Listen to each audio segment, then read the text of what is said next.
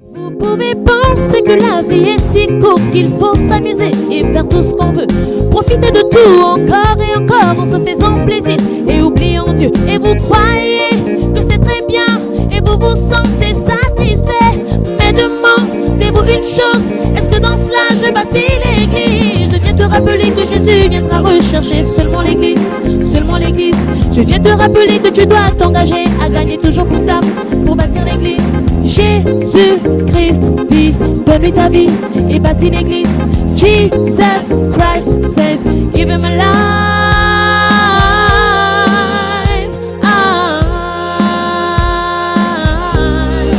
Bâtis l'église. Vous tous qui servez le Seigneur dans l'église en étant toujours menteurs et voleurs, fornicateurs et rebelles au pasteur par l'insoumission et l'opposition. Et vous croyez que c'est très bien et vous vous sentez satisfait. Mais demandez-vous une chose, est-ce que dans cela je bâtis l'église? Je viens te rappeler que Jésus viendra rechercher seulement l'église, seulement l'église. Je viens te rappeler que tu dois t'engager. Mon frère, ne nous laisse pas tomber. Bonjour ou bonsoir, selon l'heure à laquelle vous nous recevez. Voici en quelques secondes comment partager les directs de notre Père, l'apôtre Georges Olivier Bazabois. Likez la vidéo. Et aussi aime-nous pour l'amour de Dieu. Appuyez sur le bouton Partage. Que tu es un frère. Sélectionnez Partager dans les groupes. Sois gentil. Montre-nous ton premier amour. Be nice, so nice. Et partagez dans tous les groupes qui apparaîtront. That's how you show your first love. Oh mon frère. Alors, partageons sans modération. Lève-toi et sois calme.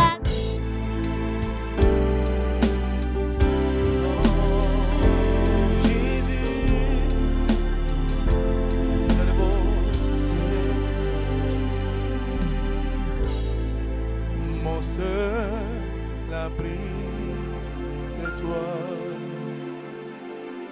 Toujours que je chanterai, car tu me délivres.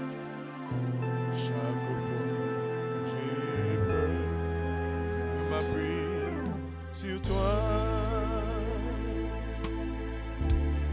Je m'appuie sur toi, et dans ma faiblesse, le Seigneur me renforce.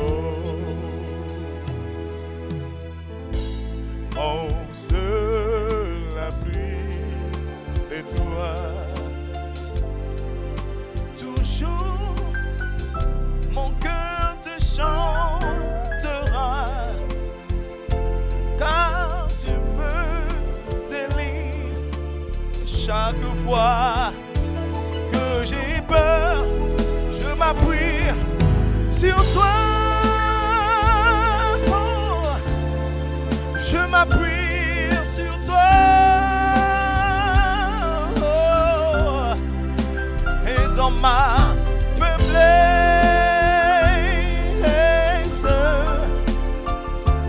le Seigneur me renforce. Je m'appuie sur toi. Je m'appuie sur toi.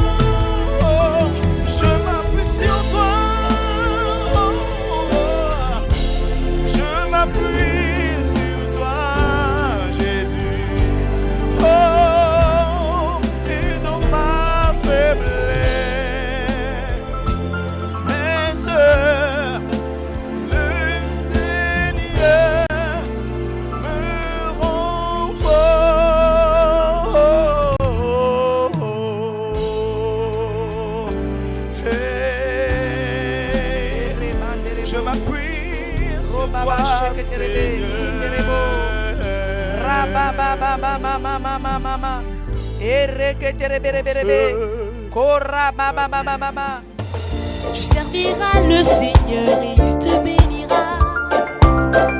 Il bénira l'œuvre de tes mains. Il bénira aussi le fruit de tes entrailles, car il est l'Éternel, le grand je suis. Tu serviras le Seigneur et il te bénira, car il bénit ceux qui... Tu es grand, Seigneur. Nous te remettons notre pays, le Gabon. Nous te remettons l'Afrique, le monde, Seigneur. Oui, Père, les regards tournés vers toi, parce que tu es notre Sauveur. Toute notre espérance, notre foi est tournée vers toi.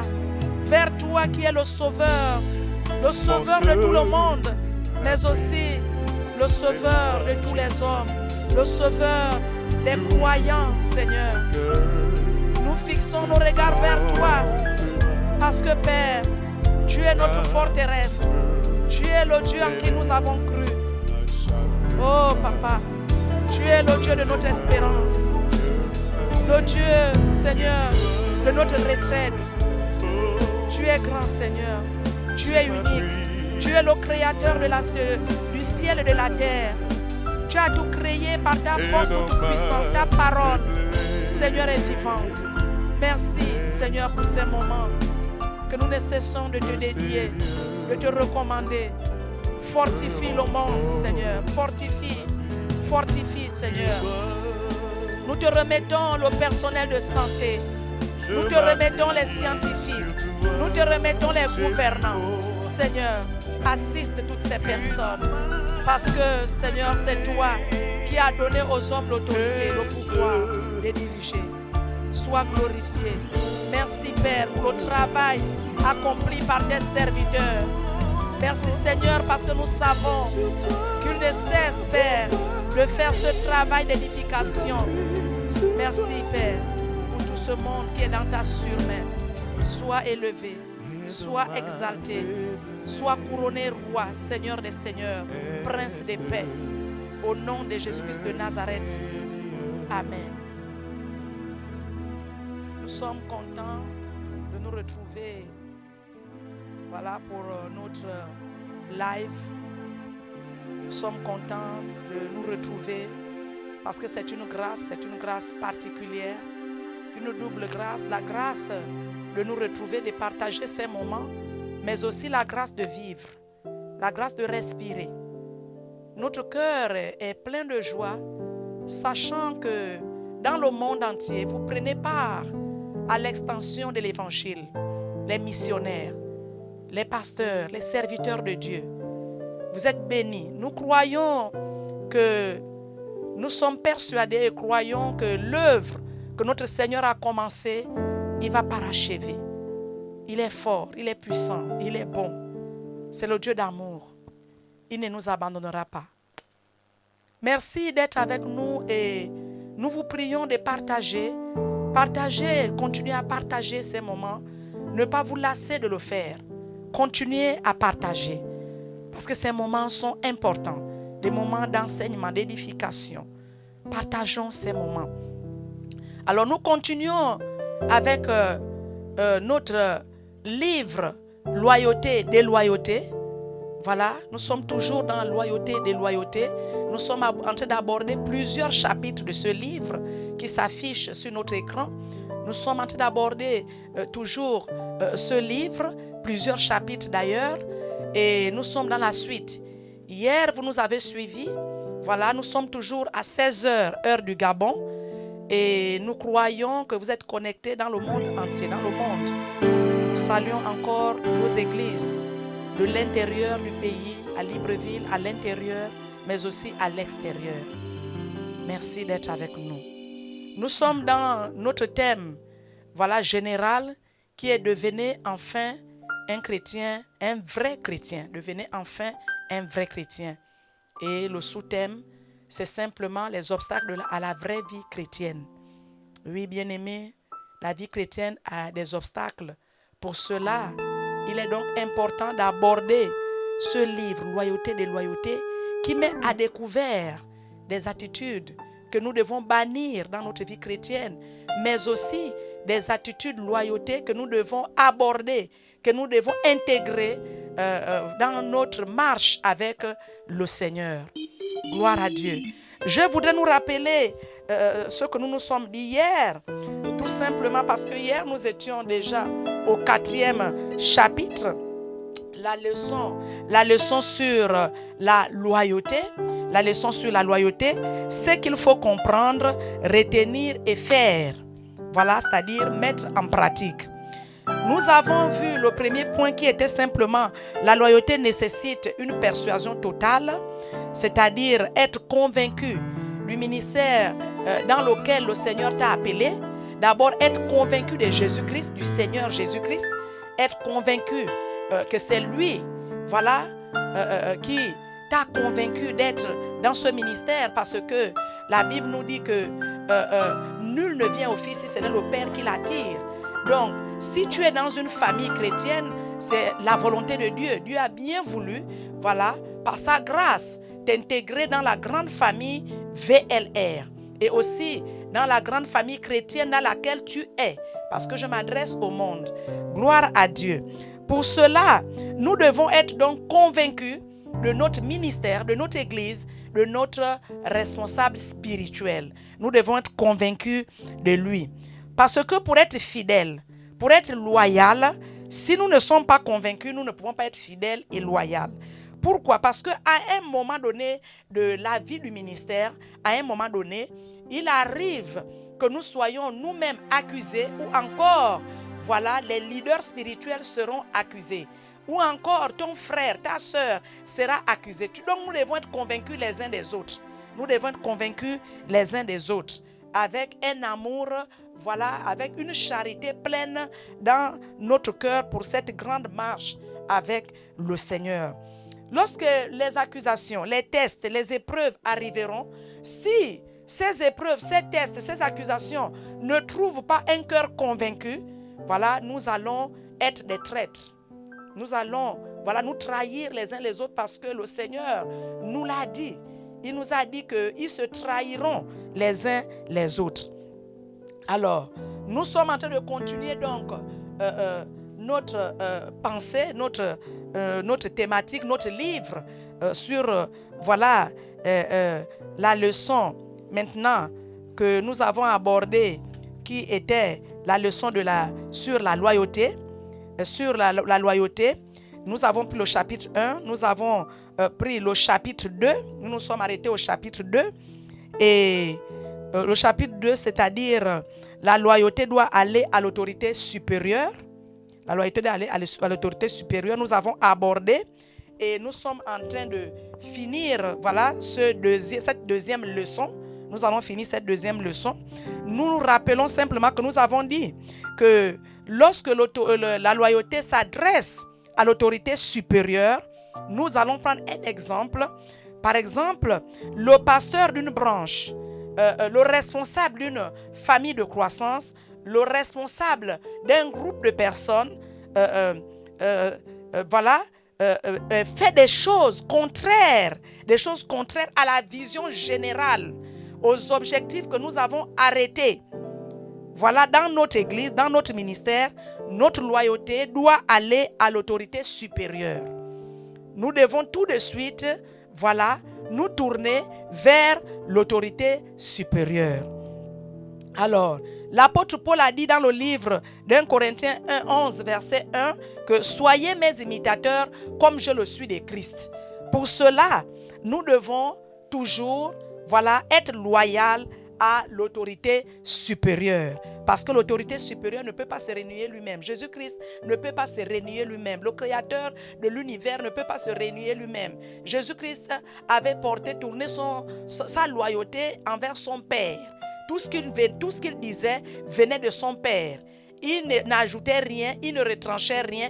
Il disait tout ce que son père lui demandait de dire. Il était donc un homme fidèle, intègre. Et Jésus-Christ est notre modèle par excellence. Pour cela, nous avons des serviteurs, voilà, des leaders, des mentors établis au-dessus de nous qui sont des imitateurs du Christ. Nous devons donc pour cela être attachés à ces personnes, mais aussi notre loyauté doit aller envers ces personnes. Alors, je me souviens, voilà, c'est une histoire que je vais raconter, voilà, qui est écrite dans ce livre. Voilà, c'est notre bishop qui raconte une histoire. Le bishop, le père, je voudrais rappeler que c'est le père de notre apôtre, voilà, Georges Olivier Mbazaboua, qui nous donne l'opportunité de passer ces moments ensemble. Voilà, j'ai cité le bishop Dag Ewan Mills. Je me souviens d'une dénomination charismatique qui avait une grande branche dans une ville. Un jour, le pasteur de cette branche entra en conflit avec le superviseur général de cette organisation. Suite à ce différend, il décida de prendre le contrôle de cette branche et d'en changer le nom. Vous me croiriez-vous si je vous disais que cet homme peignit un nouveau nom sur le nom d'origine de l'Église. Ensuite, il annonça aux paroissiens qu'il ne faisait plus partie de l'ancienne Église. Ce pasteur qui avait fait défection vola le bâtiment, les biens, les instruments et même le pupitre de l'Église. Cependant, beaucoup de membres savaient que leur loyauté devait aller à l'autorité la plus haute, qui dans ce cas était le superviseur général. Ils dirent: nous ne participerons pas à cette rébellion. Si vous décidez de vous rebeller et de voler toute une église, nous ne vous suivrons pas. Notre loyauté va à notre superviseur général. Pourquoi donc ces membres avaient eu cette attitude, cette réaction? Tout simplement parce que ils étaient déjà enseignés. Ils étaient éclairés sur ce que nous sommes en train de dire maintenant. Ça veut dire donc que les enseignements que nous sommes en train de donner sur loyauté, et nous sommes sur les leçons de loyauté sont urgentes, capitales et importantes. Pourquoi? Parce qu'en ce moment, nous sommes en temps de confinement. En ce moment, nous sommes en temps où l'Église ne peut plus se réunir en grand nombre. Nous ne savons pas donc qui est qui. Nous ne savons pas qui est qui. Et nous avons plusieurs personnes, des milliers de personnes établies au-dessus des autres en ce moment où nous parlons. Nous voulons donc nous interpeller, nous exhorter, voilà, à être fidèles à ces enseignements parce que ces enseignements sont très importants.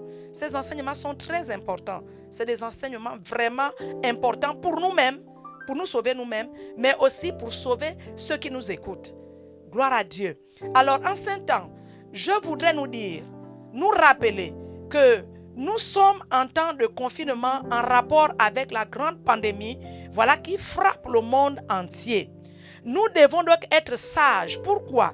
Tout simplement parce que notre Seigneur Jésus-Christ nous a interpellés que nous devons être prudents comme des serpents et sages comme des colombes.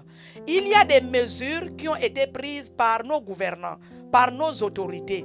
Nous devons respecter ces mesures, c'est-à-dire les gestes, voilà, les gestes barrières que nous devons adopter. Chaque jour de nos vies, chaque jour, nous devons adopter des gestes barrières. Nous devons nous laver les mains. Nous devons, voilà, utiliser les solutions antiseptiques qui nous permettent de désinfecter nos mains. Nous devons le faire. Nous devons garder les distances que nous ont recommandées nos autorités. Respectons ces distances d'1 mètre, de 2 mètres. Même si nous continuons à évangéliser, nous devons être sages. Parce que l'évangélisation ne s'est pas arrêtée. La vie du Seigneur, la vie chrétienne ne s'est pas arrêtée. Mais nous devons être sages. Nous devons être sages pour respecter ces mesures. C'est une parenthèse que j'ouvre, voilà, pour le bien de chacun de nous. Gloire à Dieu. Alors, je disais tantôt que le témoignage, l'exemple que nous venons de prendre tout à l'heure est très important. Alors, il dit ceci: j'ai la tristesse de vous annoncer que beaucoup de membres de cette église suivirent quand même ce frère, voilà, ce général de Dieu, ce ministre de Dieu, voilà, ce pasteur. Ce genre de choses ne peut arriver que si les gens ignorent les principes de loyauté. Il est donc important voilà, de nous connecter, non seulement nous, mais de partager à tous nos répertoires, d'inviter des amis, d'inviter des frères que nous connaissons, leaders spirituels, qui peuvent être édifiés par ce que nous sommes en train de partager en ce moment. Gloire à Dieu. Voilà, nous allons passer à la leçon numéro 3 du chapitre 4. Voilà, nous allons passer à la leçon numéro 3.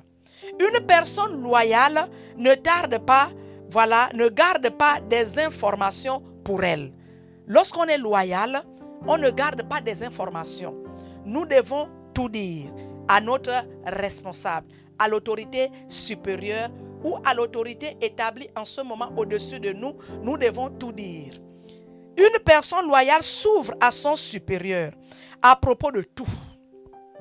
À propos de tout. Parce que c'est une relation de confiance. C'est une relation de fidélité. Je considère quelqu'un de loyal quand il m'informe de la corruption en cours. Si je me rends compte qu'il savait tout depuis le début, mais n'en a rien dit, j'en conclurai qu'il est déloyal. Lorsque nous sommes loyaux, nous ne devons cacher aucune information à notre responsable, à notre supérieur, à notre autorité. Nous ne devons rien cacher. Nous devons tout lui dire. Tout. Rien ne doit rester caché. Même la chose que tu considères minime et peut-être rien devant tes yeux peut être une chose très importante. Voilà que peut-être que tu n'avais pas eu l'opportunité de lire dans ta Bible. Peut-être que tu n'as pas encore lu tous les livres de la Bible. Et une chose importante peut passer à tes yeux comme insignifiante. C'est pourquoi il faut toujours tout dire pour être édifié. Gloire à Dieu. La Bible comporte plusieurs exemples de personnes n'ayant pas gardé pour elles des informations. Voilà, certaines de ces informations ont été à l'origine de grandes révélations, de grandes bénédictions et de grands secours pour les responsables, pour les personnes. Voilà, même dans nos administrations, lorsque nous avons des personnes loyales, voilà, nous sommes bénis de les avoir autour de nous. Mais si ces personnes ne sont pas enseignées, ces personnes sont des traîtres autour de nous de foi. L'apôtre Paul écrit aux Corinthiens en disant, 1 Corinthiens 5, verset 1. 1 Corinthiens 5, verset 1. Qu'est-ce que l'apôtre Paul nous dit? Nous allons lire. Nous lisons 1 Corinthiens 5, verset 1. 1 Corinthiens 5, verset 1. Il est écrit. Il est écrit. Or, oui. il est écrit. 1 Corinthiens 5, verset 1. On entend généralement dire Yes. qu'il y a l'immoralité On sexuelle, entend généralement dire qu'il y a de l'immoralité sexuelle parmi vous. Et une moralité telle qu'on ne l'a mentionnée, oui, même chez le non-croyant. même chez le non-croyant. C'est au point que l'un de vous a Oui, pris le verset 1 simplement, 1 Corinthiens 5, verset 1 simplement. On entend dire, voilà, généralement, qu'il y a parmi vous de l'impudicité. Il y a parmi vous du désordre sexuel. On entend dire. Ça veut dire que l'apôtre Paul n'était pas là physiquement. Il n'était pas là physiquement. Mais des personnes loyales qui étaient là ont écrit à l'apôtre Paul pour l'informer de ce qui s'est passé à l'église de Corinthe alors qu'il n'était pas à l'église de Corinthe. C'est pourquoi sa lettre va donc s'adresser aux Corinthiens en disant, on entend dire parmi vous qu'il y a de l'impudicité, il y a du désordre. et une impudicité telle qu'elle ne se rencontre pas, même chez les païens. Même chez les païens. La chose, c'est qu'il a entendu dire, il n'était pas présent physiquement. Alors, les leaders spirituels, donc, peuvent diriger les églises en étant absents physiquement. Peuvent diriger, en ce moment de confinement, les églises sont dirigées par plusieurs leaders spirituels établis au-dessus de 2 ou 3 personnes. Dans nos maisons, parce que nous continuons nos cultes. Nous continuons nos cultes dans nos maisons, dans nos familles. Pour cela, donc, nous dirigeons des personnes. Nous exhortons des personnes en l'absence physique de notre leader présent d'esprit. Mais qu'est-ce que nous devons faire? La loyauté, donc, doit nous amener à rapporter des faits que nous vivons, voilà, dans nos petits rassemblements. Au moment où l'église est en confinement, où chacun, voilà, vit l'église seul, où chacun ne vit plus l'église sous le regard, certainement d'un frère. Tu as certainement dans ton rassemblement, dans ta maison, une ou deux, trois personnes que tu venais de gagner dans la foi. Ces personnes ne connaissent pas encore le ministère. C'est toi qui dois être fidèle et loyal dans la retransmission des objectifs, des 5 objectifs que nous nous sommes fixés pour, voilà, pour la continuité du ministère, mais aussi l'année sacrificielle dans laquelle nous sommes. C'est toi qui dois fidèlement retransmettre ces choses aux personnes que tu diriges. Mais si tu n'es pas loyal, si tu n'as pas appris ces choses, tu peux te détourner et devenir un grand bishop dans ta maison, au-dessus des 2 ou 3 personnes que tu diriges. Un grand bishop alors que tu ne l'es pas. Alors que tu ne l'es pas. Tu vas te passer pour ce que tu n'es pas. Alors que nous avons une orientation qui est mise en place. Nous devons donc simplement suivre ces orientations physiques, loyales. Loyales, c'est-à-dire être fidèles à toutes les orientations qui nous ont été données. Et continuer, voilà, dans ça. Bien-aimés dans le Seigneur, il est très important donc de comprendre que l'enseignement de loyauté, est très important. Ne négligeons pas. Partageons et partageons encore avec nos amis, avec nos frères, avec des leaders spirituels. Voilà, partageons avec des frères, partageons et partageons. Bien-aimés, les moments que nous passons, voilà, que ce soit au Gabon, à Libreville, comme à l'extérieur du pays, méritent d'être soutenus par nos offrandes, par nos dons. Bien-aimés, nos contacts téléphoniques s'afficheront de temps à autre sous le bas de notre écran. Voilà, nous allons afficher ces contacts de temps à autre. Nous vous exhortons, voilà, il y a des contacts qui s'affichent, RTL Monnaie, Mobicash pour le Gabon, mais aussi des contacts téléphoniques pour l'extérieur du pays. Voilà, vous avez nos banques qui s'affichent sur le bas de l'écran, UGB, BICIG. Nous pouvons faire nos dépôts financiers en offrande. Nous pouvons faire nos dons. Participons à l'œuvre de Dieu. L'œuvre de Dieu ne s'est pas arrêtée. L'œuvre de Dieu continue. Les numéros de téléphone s'affichent. Faites vos dépôts, faites vos versements, faites vos offrandes. Voilà, nous vous exhortons à être toujours chrétiens pendant ces temps. À ne pas abandonner la vie de Dieu. Gloire à Dieu. Alors, nous disons que une personne loyale ne garde pas des informations pour elle. C'est ça, la vraie vie chrétienne. C'est ça, lorsque nous gardons des informations, c'est ce qu'on appelle obstacle à la vraie vie chrétienne. Parce qu'un vrai chrétien est fidèle et loyal comme notre Seigneur Jésus-Christ qui a été fidèle et loyal à son Père jusqu'à la mort. Et c'est pourquoi le 3e jour, Dieu ne l'a pas laissé au tombeau. Dieu l'a ressuscité des morts et il n'est pas resté là sur la terre. Lorsque Dieu l'a ressuscité des morts, il lui a redonné ce qui avait été, voilà, pris. Il lui a redonné le nom au-dessus de tous les noms, le nom que des personnes ont méprisé, ont bafoué. Il lui a donné le nom au-dessus de tous les noms, afin qu'au nom de Jésus, tout genou fléchisse, tout genou. Et toute langue confesse que Jésus-Christ est Seigneur à la gloire de Dieu le Père. Pourquoi? Parce qu'il avait été trouvé fidèle, loyal à son Père. Gloire à Dieu. Si je me rends compte qu'il savait tout comme je le disais depuis le début et qu'il ne m'est pas informé, il est déloyal. Voilà, nous avons lu le texte qui soutient ce que je venais de dire. Notez que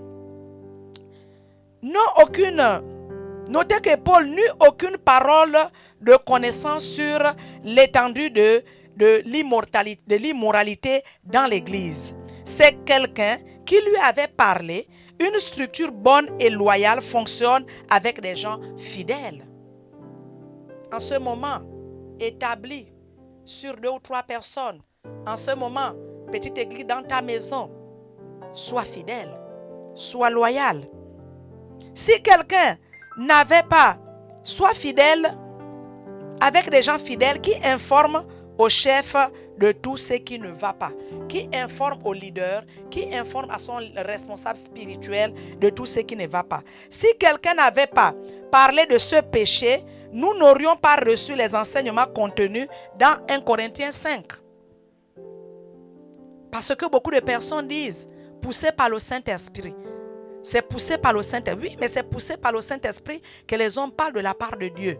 Mais les informations qui viennent ont été l'objet d'un verset biblique que nous pouvons lire aujourd'hui et être édifiés. Mais c'est le Saint-Esprit qui a poussé ses frères à le faire. Pourquoi? Parce qu'ils avaient la fidélité de Dieu en eux. Parce que Dieu lui-même, le créateur de l'univers, est fidèle. Si Dieu n'était pas fidèle, bien-aimé, à ses promesses, où serons-nous aujourd'hui même en temps de confinement? Aujourd'hui, pendant cette grande pandémie, qui touche le monde, tous les chrétiens rappellent à Dieu les promesses. Pourquoi? Parce que Dieu est fidèle.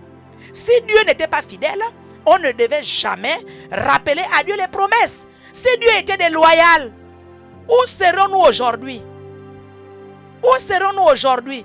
Les mains sur la tête pour crier, pleurer, abandonner à nous-mêmes. Mais Dieu est fidèle.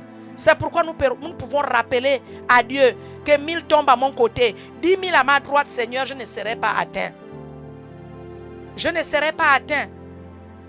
Même s'il y a la peste qui vole en plein jour, des flèches qui volent, je ne serai pas atteint parce que le Seigneur a promis que nous ne serons pas atteints.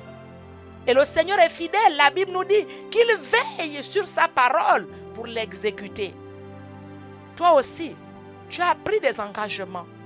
Toi aussi, tu as reçu la direction du ministère en cette année 2020. Tu connais nos 5 objectifs. Reste à l'intérieur. Sois fidèle à ta parole, à ton engagement. Sois fidèle. Toi qui me suis dans le monde, toi aussi, leader spirituel, frère en Christ, sœur en Christ, même d'une autre église, tu peux profiter de cet enseignement qui peut édifier, te construire toi-même et construire ceux qui t'écoutent. Sois fidèle.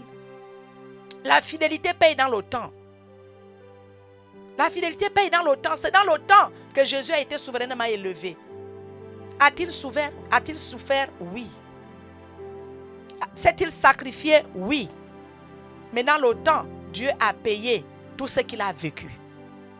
Gloire à Dieu. Alors, bien-aimés, si quelqu'un n'avait donc pas parlé de ce péché, nous ne serons pas enseignés aujourd'hui. Regardez comment une autre famille rapporta à Paul certaines choses qui se passaient à l'église. C'est-à-dire, ne venait même pas du pasteur, mais d'une chrétienne ordinaire nommée Chloé. Une chrétienne ordinaire. Cette sœur n'était pas ancienne de l'église. Ça n'a pas été rapporté ainsi. Elle n'était pas ancienne de l'église. Elle n'était pas ancienne consacrée. Elle n'était pas déléguée. Elle n'était pas leader en formation. Elle n'était pas responsable de famille de croissance. Mais elle était membre de la congrégation. Elle était membre de l'église. Mais la Bible nous dit dans le livre d'1 Corinthiens 1, verset 11, que nous voulons lire.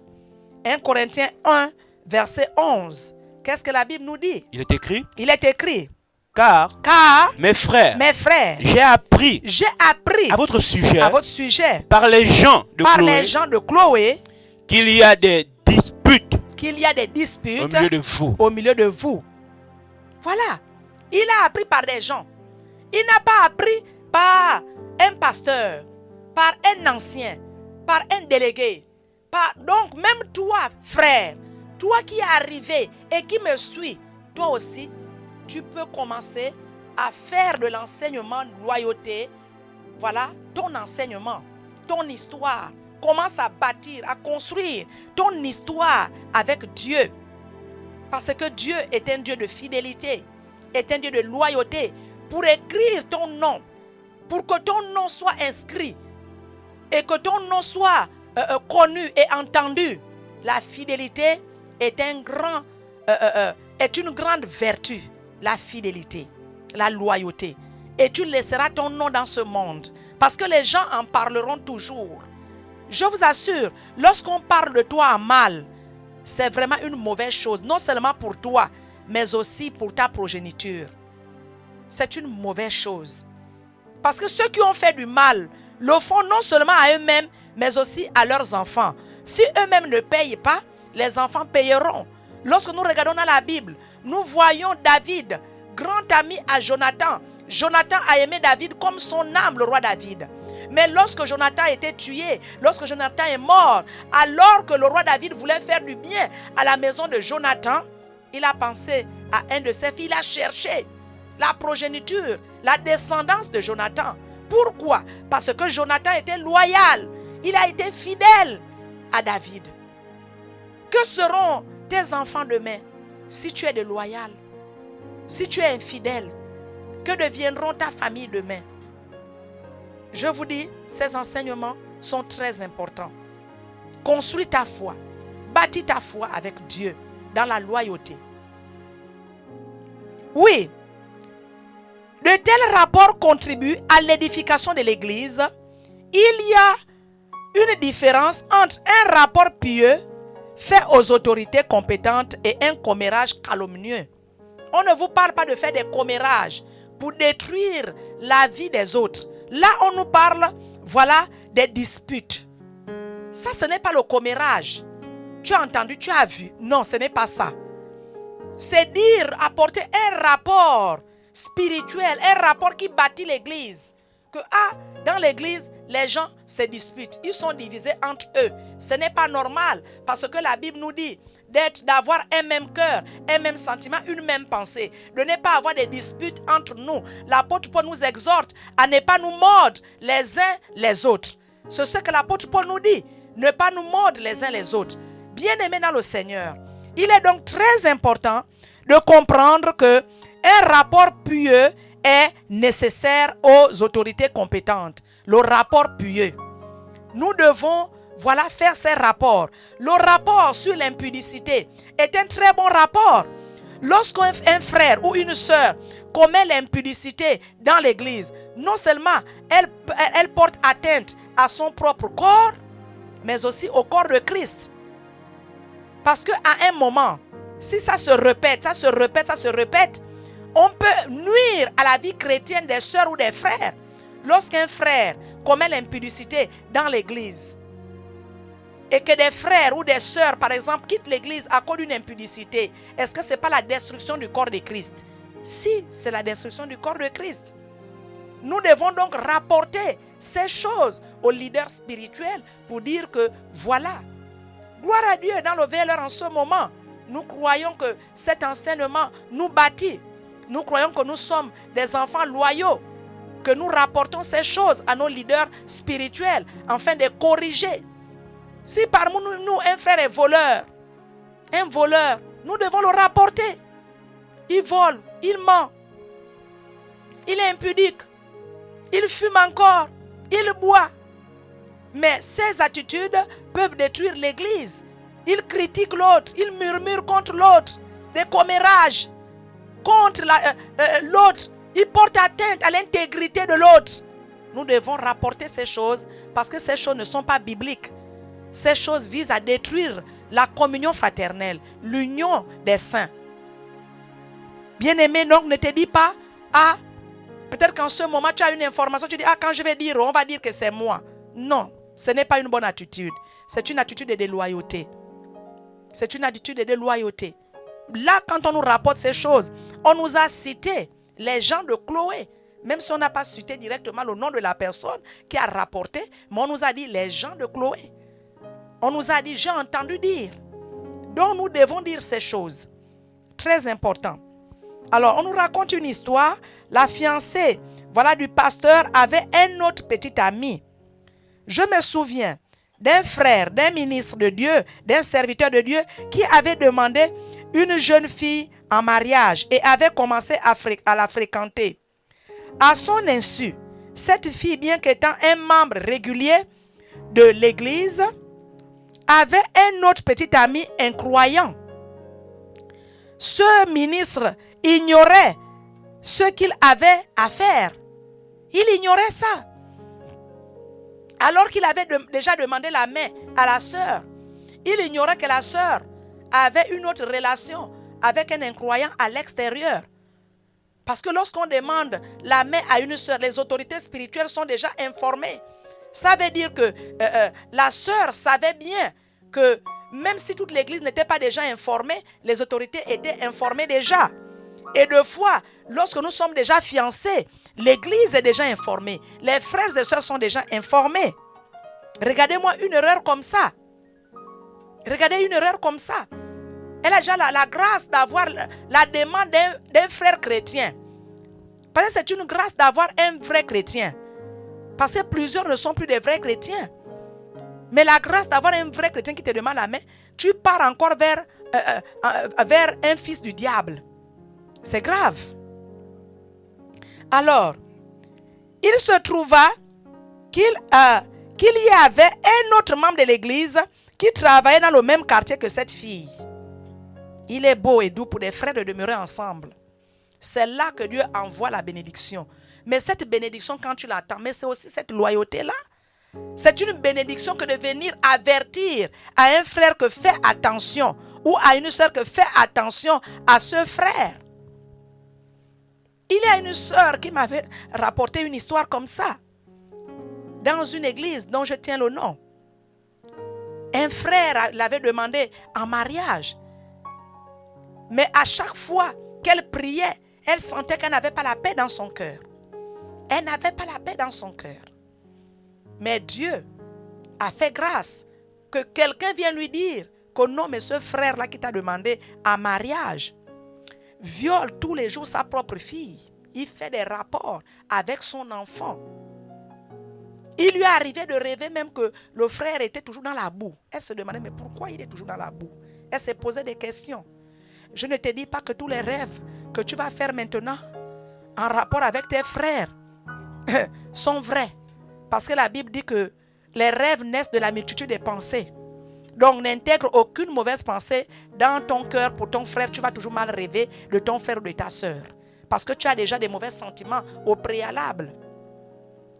Je te parle de quelqu'un qui était content de voir un homme lui demander la main.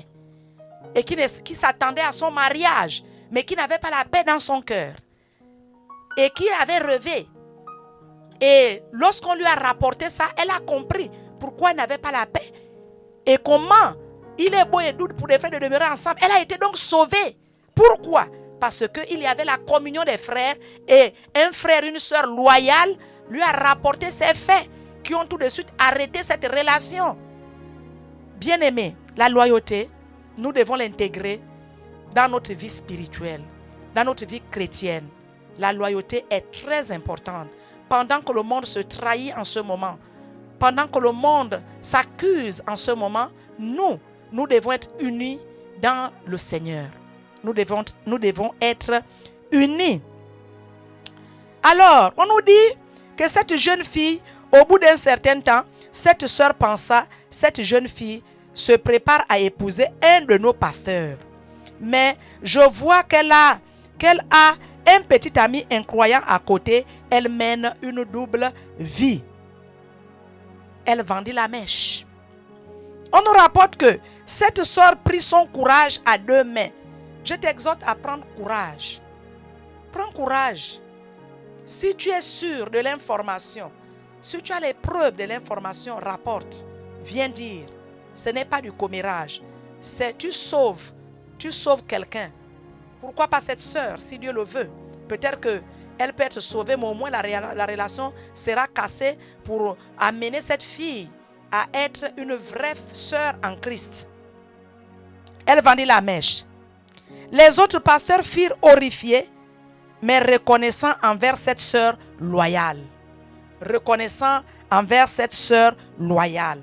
Oui, lorsque tu es loyal, même Dieu est content des personnes loyales, des personnes fidèles. Nous nous souvenons de cette histoire dans la Bible. Voilà, je crois, je ne sais pas si c'est dans le livre de Genèse, où des femmes ont protégé des sages femmes qui faisaient des accouchements. Et alors qu'on devait tuer des enfants, on devait tuer tous les garçons, je crois toutes les filles ou tous les garçons qui devaient mourir, qui devaient être tués. Mais ces sages femmes ont préservé ces enfants. Elles ont préservé ces enfants. Pourquoi? Parce qu'elles étaient fidèles à Dieu. Mais Dieu a béni la maison de ces femmes-là. Dieu a béni la maison de ces femmes-là. Est-ce que c'était une trahison? Est-ce que c'était la traîtrise? Ce n'était pas la traîtrise. Elles ont même comme menti pour dire que, voilà ce qui s'est passé. Les femmes-là, quand elles arrivent, elles accouchent directement. Donc vraiment, on ne pouvait plus. Est-ce que vous voyez? La loyauté est vraiment une bonne chose. Nous devons être des femmes, des hommes, des femmes loyaux. Je vous en supplie. Parce que la loyauté est une bonne chose. Un jour, vous voyez que cette femme, un rapport pieux a sauvé la vie de ce pasteur qui devait épouser une sœur qui avait une double vie. Nous devons nous surveiller les uns les autres. Prier les uns les autres, c'est bien. Mais nous surveiller les uns les autres aussi, c'est bien. Parce que nous surveillons les uns les autres, nous pouvons nous sauver les uns les autres. Et cette sœur, par ce rapport pieux, a donc sauvé quelqu'un. Je voudrais donc te dire, bien-aimé dans le Seigneur, toi qui me suis, bien-aimé, partage ces moments. Ces moments sont très importants. Ces moments sont à partager et à partager encore avec des frères, avec des amis, avec des collègues. Oui, toi qui me suis, certainement à l'intérieur du pays, à l'intérieur, à Libreville, partage, bien-aimé. Tu peux sauver une vie. Tu peux sauver un frère. Tu peux sauver une sœur qui se prépare à se marier en ce moment avec un frère ou avec une sœur qui mène une double vie. Alors que le frère ou la sœur a demandé la main, la sœur n'a pas décidé d'arrêter sa relation pour dire maintenant, un frère m'a demandé la main, je ne veux plus m'aider cette double vie. Il est donc très important d'avoir l'attitude des membres de l'église de Chloé. Il est donc bien d'avoir l'attitude des membres de l'église de Corinthe qui ont trahi, qui ont rapporté à l'apôtre Paul le comportement de ce frère, ce comportement impudique au milieu des frères. C'est une très mauvaise chose, bien-aimé dans le Seigneur. Les leçons de loyauté sont donc très importantes. Les leçons de loyauté sont très importantes. Nous en avons besoin tout au long de notre marche chrétienne. Nous en avons besoin. Nous en avons besoin. Depuis plusieurs jours, nous sommes en train de partager plusieurs points sur la loyauté, des loyautés, plusieurs points. Nous en avons partagé et partagé encore. Nous avons parlé des étapes parce que la déloyauté, lorsque nous parlons de déloyauté, c'est un processus. Lorsque nous devenons déloyaux au milieu d'une assemblée, dans l'église, et même là en temps de confinement, c'est un processus. Ça ne commence pas directement comme ça. C'est pourquoi nous devons être connectés, prendre ces leçons. Même toi qui as le livre de loyauté, il peut arriver que tu n'aies pas eu le temps de parcourir ces chapitres que nous sommes en train de parcourir en ce moment. Au moins tu reçois des lumières, tu reçois l'éclairage, tu reçois l'enseignement qui te permet de revenir, qui te permet d'agir en fonction de ce que tu as reçu. Parce que, voyez-vous, cet ouvrage est écrit appuyé sur le Seigneur, appuyé sur ce que dit Dieu, ce que dit le Seigneur. Nous avons lu des textes bibliques qui nous ont édifiés, qui nous ont éclairés. Bien-aimés, la loyauté mérite d'être enseignée. La loyauté est un enseignement très important, surtout en ce moment. En ce moment, il y a des frères ou des sœurs qui sont certainement en train de perdre la foi chrétienne, en train de repartir dans le monde. Alors que nous devons nous retrouver à 2 ou à 3 pour continuer à prier encore. Parce que la solution ne viendra que par l'Église. L'Église qui doit prier afin que Dieu accorde aux scientifiques la sagesse, l'intelligence pour pouvoir trouver le médicament qu'il faut. C'est l'Église qui doit prier jour et nuit. L'Église, vous savez, en ce moment, même quelqu'un qui ne connaissait pas Dieu, qui ne voulait même pas entendre parler de Dieu, à cause des milliers de morts en ce moment, il y a des gens qui lèvent leurs mains vers le ciel pour dire: oh Dieu, créateur de l'univers, où es-tu? Des gens qui ne connaissent même pas Dieu. Mais Dieu, en son Fils Jésus-Christ, nous donne l'opportunité de nous approcher de lui maintenant. De nous approcher de lui. Parce que la seule personne qui donne la vie, c'est Jésus-Christ. Bien-aimé, après le confinement, la vie va continuer. Après le confinement, la mort va toujours arriver d'une manière ou d'une autre.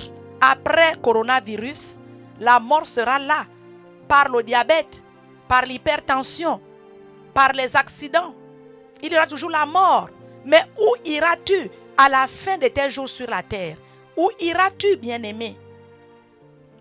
Tout se choisit maintenant. Ce n'est pas à la fin. La prière qu'on fera à la fin alors que tu seras mort ne sera plus pour toi. Que le Seigneur ait son âme, c'est vrai. Mais cette prière ne te sauvera plus. Ce sera trop tard. Le temps où tu dois te réconcilier avec Dieu, c'est pendant que tu vis encore. Tu peux avoir le temps de te réconcilier avec le Seigneur. C'est le moment de te réconcilier avec le Seigneur. C'est pendant que tu as encore ta tête sur les épaules. Pendant que tu peux encore te mouvoir. Pendant que tu peux encore respirer.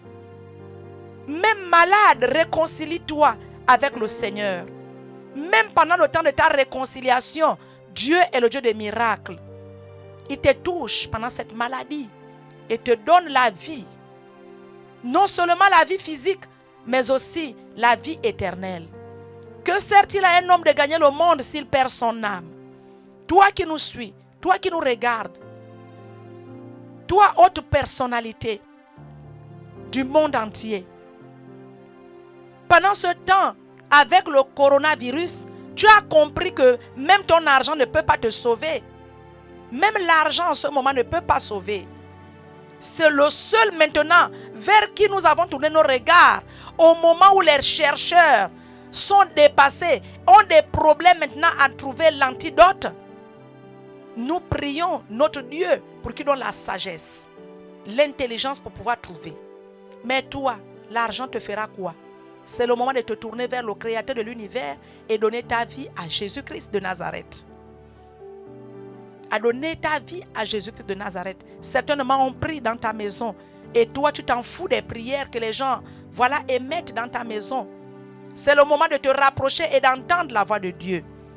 Je voudrais donc une fois de plus dire merci pour la grâce et l'opportunité qui nous est accordée pour les temps que nous venons de passer ensemble sur le 4e chapitre, les leçons de loyauté. Et nous sommes appuyés, tout à l'heure sur la leçon 3 qui n'est autre que une personne loyale ne garde pas des informations pour elle. Bien-aimés, demain à 16h, nous vous prions d'être toujours connectés. Mais tout à l'heure à 20h, vous serez en direct avec notre père, l'apôtre Georges Olivier Mbazaboua, qui aborde des thématiques importantes. Soyez toujours connectés. Partagez et partagez. Ne nous lassons pas de faire le bien parce qu'au temps convenable, nous moissonnerons. Soyez bénis au nom de Jésus-Christ. Nous vous laissons quelques minutes avec l'adoration. Soyez bénis au nom de Jésus.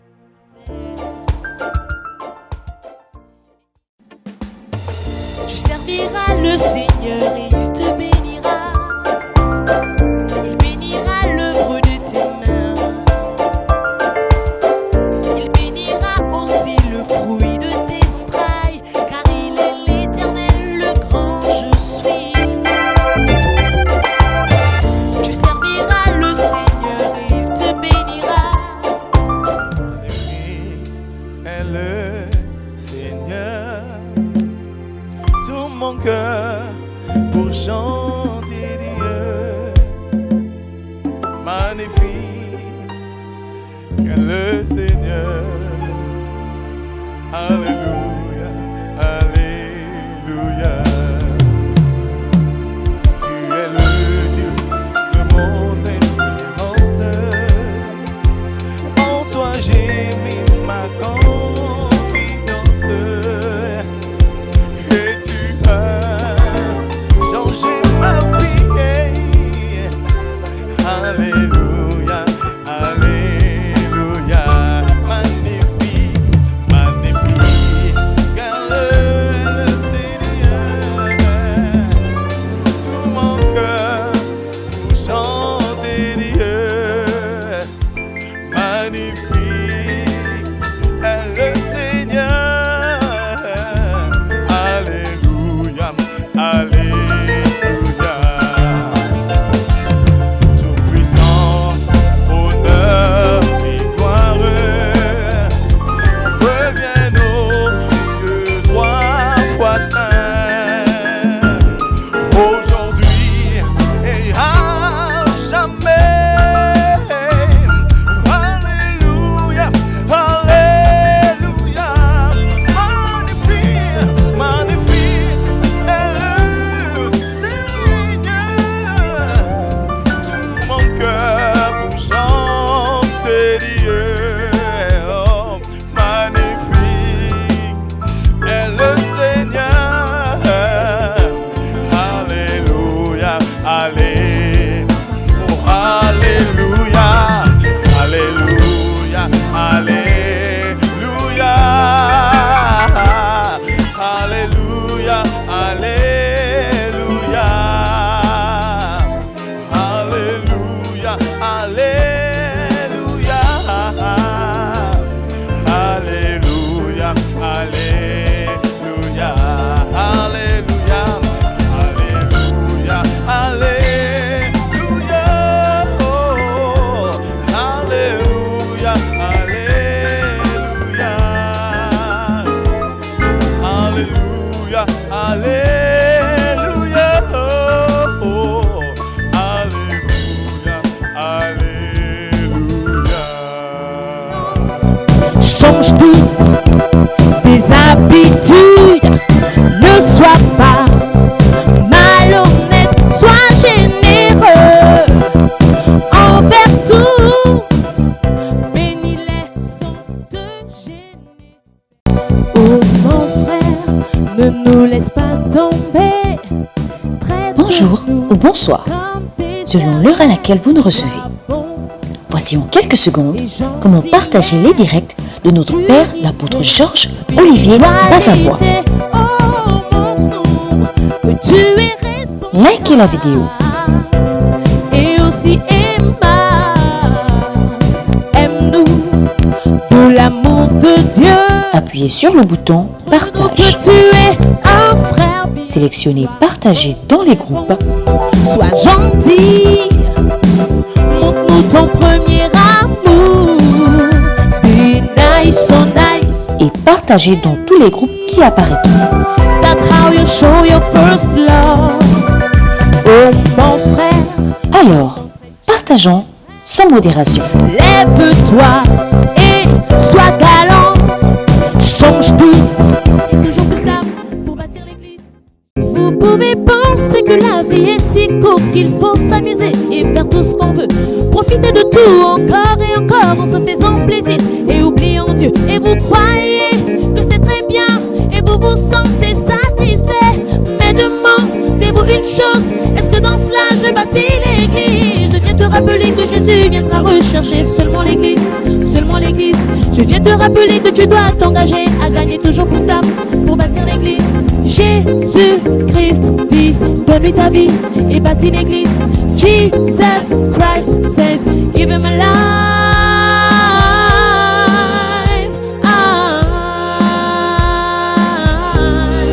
Bâtis l'église. Vous tous qui servez le Seigneur dans l'église en étant toujours menteurs et voleurs, fornicateurs et rebelles au pasteur par l'insoumission et l'opposition. Et vous croyez que c'est très bien et vous vous sentez satisfait. Mais demandez-vous une chose, est-ce que dans cela je bâtis l'église? Je viens te rappeler que Jésus. Nous espérons que vous avez été bénis par ce message de l'apôtre évangéliste Georges Olivier Bazabois. Vous pouvez permettre à d'autres personnes de jouir de cet enseignement en devenant partenaire par vos dons, dîmes et offrandes au numéro de compte inscrit. Que Dieu vous bénisse, vous qui permettez à l'évangile de se répandre par votre participation financière.